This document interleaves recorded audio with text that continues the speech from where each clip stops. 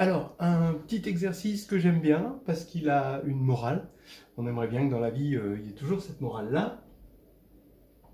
C'est que on va avoir un calcul de déterminant énorme, mais on va pouvoir le faire si on prend un peu de recul, sans calcul. Et ça, on aimerait que ça arrive même plus souvent. C'est pas systématique. Alors quand ça arrive, ça vaut le coup d'en profiter. Voilà. Alors donc on a une matrice C dans Mn de C. D'accord ? Voilà. Et je la note Z indice KL. Bon, j'ai arrêté avec IJ parce que I dans C, ça va avoir son importance. Et donc, je prends R dans Mn de R. C'est la matrice qu'on obtient en remplaçant dans C chaque ZKL par une matrice de 2, comme ceci, AKL, BKL, moins BKL, AKL. Lorsque ZKL égale AKL plus IBKL, ben c'est la décomposition Z en partie réelle plus I fois la partie imaginaire. Parce que ça, ce sont des réels. Voilà. Bon, alors, il faut montrer que le déterminant de R, de cette matrice-là, c'est le module au carré du déterminant de C. C'est-à-dire, si on regarde bien, il faut calculer le déterminant de cette matrice-là, A11, B11, moins B1, A1, A21, B21, moins B21, A21, hop, il faut que j'aille jusqu'au bout, etc., etc. Tous ces blocs, cette matrice 2n sur 2n, il faudrait calculer ce déterminant, il faudrait calculer le déterminant de C, bien sûr, et puis montrer que au carré, le module du déterminant de C au carré est égal à z de R. Donc vous imaginez que c'est Gore, hein, et on ne va pas le faire par le calcul. Donc quand la montagne est trop haute, hein, il faut la contourner. Alors je vous laisse réfléchir sur ce problème, hein, qui est un problème assez classique. Allons-y pour la solution. On va partir d'un espace vectoriel E de dimension n sur C, d'accord, avec E1, En, une C-base. On fixe une C-base. Maintenant, on part d'un endomorphisme de E, tel que la matrice de U dans cette base E, c'est justement la matrice de départ C. La matrice complexe. Et au lieu de regarder U comme un endomorphisme de C espace vectoriel, on va juste le regarder comme un endomorphisme de R espace vectoriel. Ça reste moralement la même application, c'est toujours un vecteur donne U de ce vecteur, mais ce vecteur, il est vu dans un espace dont on a oublié la C-structure, la structure complexe, pour ne garder que la structure réelle, en quelque sorte. Donc, qu'est-ce que ça veut dire? Ça veut dire que E, comme c'est un C-espace, bah évidemment, c'est un R-espace, qui peut le plus, peut le moins. Mais maintenant, qu'est-ce qu'on a comme base? Eh bien, cette fois-ci, on va avoir une base 2 fois plus grande. Vous devez savoir que la dimension de E sur R est égale à la dimension de E sur C fois la dimension de C sur R. C'est un petit peu comme une base télescopique. Ici, qu'est-ce qu'on a? On va avoir la base E1, IE1, la base réelle maintenant, E2, IE2, EN, IEN. Voilà. Alors, bon, je vous laisse vérifier que c'est bien une base, une R base de E. Ben oui, comme tout élément de E se décompose en somme de ZK, EK, ici, il suffit de remplacer ZK par AK plus IBK, avec AK, BK réel, donc la décomposition cartésienne, pour obtenir une R décomposition dans cette base-là. Donc celle-ci est génératrice. Et ensuite, pour montrer qu'elle est libre, vous partez d'une R relation là-dedans, et vous regroupez tous les termes en EI, et vous regroupez les termes en E1, les termes en E2, etc., jusqu'au terme en EN, pour construire une relation sur Z, cette fois-ci, que vous annulez, et dans un deuxième temps, vous montrez que la relation est nulle. Donc ça, c'est assez facile de voir ça. Alors maintenant, regardons U comme endomorphisme de cette base, et dans cette base, on va regarder sa matrice. Et bien, sa matrice, regardez, ça veut dire qu'il faut regarder U de E1, U de IE1, U de E2, U de IE2, etc., etc., dans cette même base, hein, en colonne. Donc on regarde U de E1, Bah, au départ, U de 1, c'était Z11E1 plus Z21E2, etc., plus ZN1EN. Et bien oui, bah là maintenant, en mode réel, c'est A11E1 plus B11IE1, d'accord? Parce que Z11, c'est A11 plus I B11, tout ça, etc., etc. Donc vous avez ça, ce qui va faire que vous avez cette colonne. Quand vous allez regarder cette base-là, donc cette base réelle, et ici, vous la mettez en colonne, cette base réelle, bah vous voyez bien que vous avez A11, B11, ensuite vous aurez A21, B21, jusqu'à AN1, BN1. Maintenant, il faut faire cette colonne-là, bah il faut regarder U de IE1. Mais là, on se rappelle qu'en fait, U était pas n'importe quel morphisme réel, c'est un endomorphisme d'espace complexe, donc il commute avec I. Donc ici, E de IE1, c'est I, U de E1. Donc je multiplie par I cette égalité, et là je vais avoir I fois I moins 1, donc je vais avoir moins B11E1, plus A11IE1, etc. Donc je vais avoir cette colonne avec moins B, A, etc. Voilà. Donc, déjà, on a quelque chose, et on va le dire comme ça.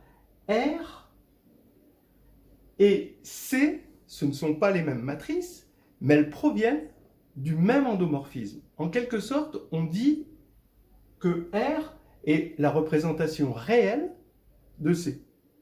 Dans le sens vraiment théorie des représentations, comme c'est au programme de Lagrange.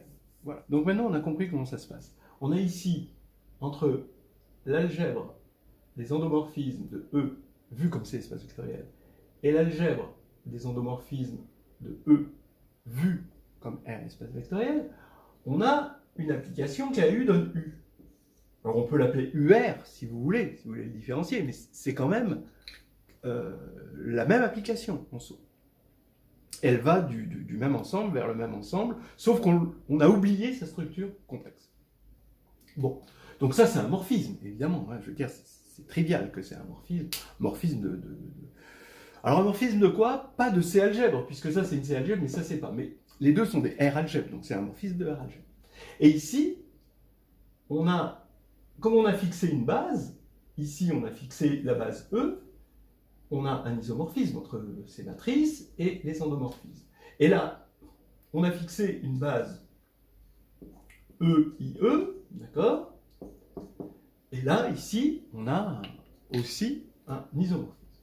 Bon, alors attention, c'est pas un isomorphisme ici. Vous voyez que ici, comme R espace vectoriel, c'est de dimension 2, N2, d'accord? Ça, comme C espace vectoriel, c'est de dimension N2, donc comme R espace vectoriel 2N2, et ça, comme R espace vectoriel, c'est de dimension 2N le tout carré, donc 4N2. Donc ça, c'est 2 fois plus grand que ça. Hein, d'accord? Voilà. Mais en tout cas, on a un morphisme de ça vers ça, et c'est un morphisme de R algèbre, bien sûr, unitaire, c'est-à-dire que l'identité va vers l'identité. Ici, hein, vous n'avez qu'à faire, parce que 1 en tant que complexe, bah, ça va donner la matrice 1, 1, 0, 0. Donc quand vous allez écrire la matrice avec que des 1 sur la diagonale, ça va vous donner encore une matrice ici avec que des 1 sur la diagonale. Donc ça veut dire qu'elle va transformer une matrice inversible en une matrice inversible, et l'inverse de l'image, c'est l'image de l'inverse aussi, puisque l'identité va vers l'identité. Donc là, c'est intéressant. Ça veut dire que deux matrices qui étaient semblables ici vont, deux matrices ici, hein, qui sont semblables, bah, ça va aller ici vers deux matrices semblables. Voilà. Donc maintenant, hein, ça y est, on a compris hein, ce qu'on va faire. Par exemple, bon, voilà une méthode, après c'est pas la seule, mais on veut montrer que det de R est égal au module de det de C au carré. Alors d'abord, on vérifie que c'est vrai pour les matrices diagonales. Ça, c'est une évidence, il n'y a pas de calcul. C, c'est une matrice diagonale. R, là, du coup, ça va être diagonale par bloc, comme ceci. Bon, et bien maintenant, quand on va prendre le déterminant de C au carré, le module du déterminant de C au carré, ça va faire le produit des modules de lambda k carré. Et là, le déterminant de R, ça va faire le produit des AK carré plus BK carré. Voilà, hein, d'accord? Bon, donc on a bien égalité, parce que ça, c'est égal à ça, vu que lambda k, c'est AK plus IBK. Bon, donc il n'y a pas de problème.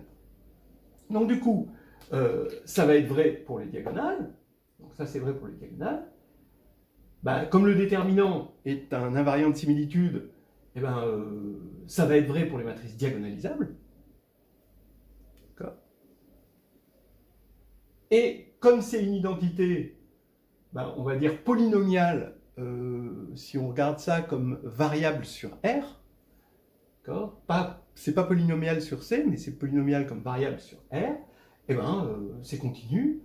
Et donc, le fait que ce soit vrai sur les diagonalisables et que les diagonalisables soient denses dans la une de C, alors ça va être vrai partout. Voilà. Pour ceux qui n'aiment pas cet argument topologique, vous pouvez le faire avec la matrice est trigonalisable, toute matrice est trigonalisable, et vous vérifiez maintenant pour les matrices triangulaires. Ça marche très très bien, parce que vous allez avoir ici pour R, une matrice triangulaire comme ça par bloc, et en fait le déterminant de R, c'est le produit des déterminants de blocs. Donc c'est exactement la même chose. Voilà. Donc on peut le faire avec cet argument de densité, c'est quand même assez joli, hein. Mais on peut se passer de l'argument de densité là ici. On peut après, pour ne pas rester sur votre faim, pour ceux qui connaissent un petit peu les extensions galoisiennes, ça se généralise, hein, parce que vous avez des représentations. Si vous avez K un corps et L une extension qu'on appelle galoisienne, ben ici vous allez avoir une matrice à coefficient ici dans L, et vous allez avoir sa représentation sur K en remplaçant ceci par la matrice d'un morphisme de multiplication par lui, sur lui vu comme K espace vectoriel. Bon, si vous ne connaissez pas les extensions de corps, hein, oubliez ce que je vous dis, hein, c'est pas la peine de vous embrouiller, mais c'est pour certains. Et donc là, ici, vous allez remplacer cette matrice, et en fait, vous allez obtenir que le déterminant de R, c'est en général la norme du déterminant de C au sens norme galoisienne, c'est-à-dire le produit de tous les conjugués. Exactement comme ici, c'est le produit de det de C par le conjugué de det de C. Voilà. Bon, vous avez compris, j'aime bien cet exercice, il a une morale qu'on aimerait voir plus souvent. En fait, si on regarde bien, vous avez deux voies. Une voie, c'est la voie calculatoire, et là, c'est faisable, hein, mais c'est vraiment gore. Ou alors, on prend un peu de recul, c'est la voie zen, quoi, hein.